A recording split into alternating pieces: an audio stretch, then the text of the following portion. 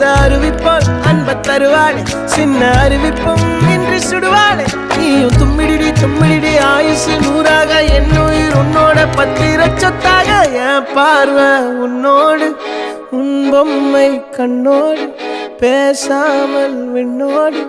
நாம் மிதந்து போவோம் காதாரா அடியாளோ நான் தாங்க மாறோடு